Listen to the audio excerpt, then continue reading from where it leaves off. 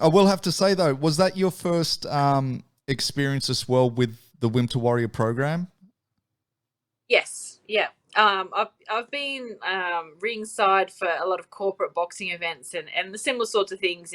Fighters, sorry, not fighters, sorry, individuals training over a period of time and then having their first boxing fight. But that's the first time I've actually been to a Wimp to Warrior. So, like I was absolutely amazed at some of like the skills that some of the people had because it's one thing to go into a boxing fight and you're boxing, you're only throwing punches, but MMA is just like levels. You've got kicks, you've got takedowns. Yeah, it's insane. So, but it was really cool just to see people making, ticking off those bucket lists and making memories because a lot of people, a lot of my coaches and teammates will say too, everyone needs to have a fight just to see what they're capable of doing it and just to show them their real self. Like there's nothing more real than those moments when you're about to go into battle. And everyone should feel that at some point in their life. So it's cool, yeah. And you never forget your first fight. And those people, I don't know how many of them might continue on and have another fight, but yeah, it's a really cool accomplishment. Well, it's kind of crazy because I mean that's what it kind of really is. Like to a lot of people, is that bucket list. But some of them have gone on. Like I know DJ went on to actually fight for. I forgot what promotion it was, but for a title.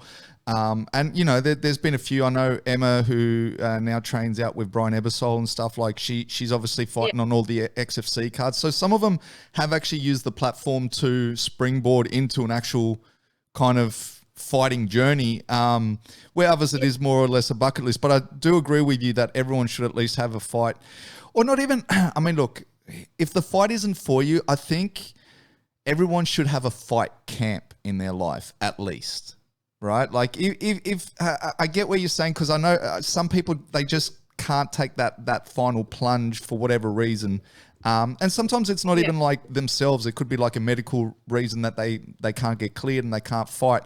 But I think the journey to get to that fight is just as valid because, as you would know, as you go through fight camp, there is so many ups and downs and roundabouts, and it's a yeah, major emotional, physical, mental, everything loaded into yeah, one. Where, as I always tell people, one day you come out of training and you think you could face the world. You kind of go like, right now you put anyone in front of me, even the world champ, and I'll take them. And then the very next day you'll come out of there and you just not getting it right. And once again, you yeah, feel like crying, right? Like, cause you're like, what is it that I'm not doing right? And then you bounce back two, yeah, 3 days later, only to yeah, realize that, you were having a moment.